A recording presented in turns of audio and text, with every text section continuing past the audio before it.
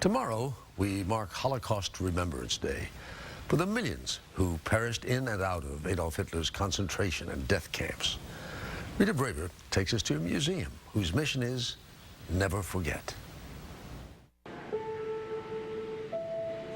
Shoes that might have been danced in, now lifeless and misshapen.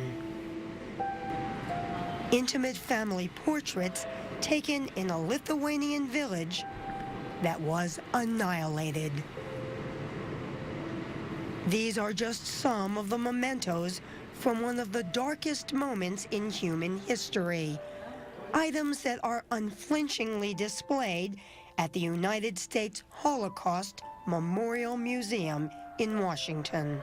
So since the museum opened its doors, how many visitors have you had? About 35 million people from all over the world. That's a lot. They come, says museum director Sarah Bloomfield, to a building deliberately designed to create a feeling of discomfort. Well, the architect, when you enter this building, he wants to send you cues immediately that you're in a different world. An oppressive one. Right. And he would say, like a world turned upside down. It was President Jimmy Carter who in 1978 envisioned a monument to commemorate the Holocaust. But when he asked writer Elie Wiesel, Nobel Prize winner and a Holocaust survivor, to be in charge, he suggested a museum. It was your idea from the beginning to have a place where people would go and learn something, find out something they might not know. Not only that, a place where they would come and they would realize how much they don't know. In 1993, at the official opening ceremony, President Bill Clinton set forth the museum's purpose.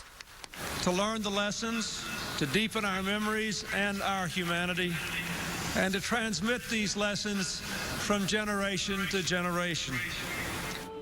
20 years later, that mission is still being fulfilled, with visitors trying to fathom the Nazis' coldly calculated murder of an estimated 12 million human beings.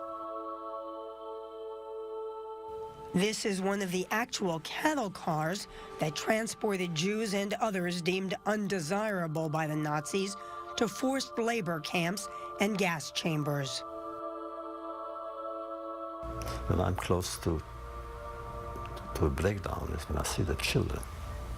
When you think about the children who were killed. I see the children. My God, I see the pictures now of the children waiting. Why the children? My God, why the children? Elie Wiesel was just 16, barely past childhood himself, when he was liberated from the concentration camp at Buchenwald in 1945. It took him years to be able to write about it. There are no words, in truth. The enemy managed to push his crimes beyond language. Who could really describe what it meant, standing in line to the gas chambers? Who can? But the museum has provided an outlet for many who lost so much. In commemoration of its 20th anniversary, there have been events across the country to honor World War II vets and survivors, a generation that is fast disappearing. I still have a lot of memories. It was small, but it was memories of being hungry and thirsty and frightened.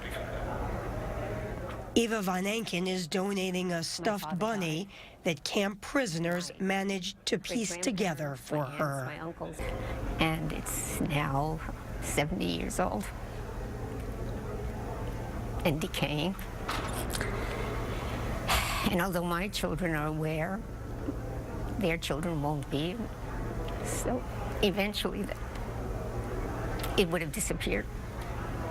So I really thought it was a better place here. In fact, the museum has opened a collection and conservation center to safeguard such artifacts. We have everything from concentration camp uniforms worn by the victims to the badges that they wore in camps. Curator Steve Luckert showed us an album that contains some of the few known photos of Joseph Mengele, the notorious physician who conducted brutal medical experiments on prisoners at Auschwitz. Even though there were people looking for him, he escaped justice. So he never paid for his crimes. And today, the Holocaust Memorial Museum stands as a reminder of what can still happen when evil goes unchecked. We realized that this is a gift. A strange way, the gift, the last gift. A gift how? Of the dead to the living. We leave you our story. And now it's up to you to do something with it in order to save mankind.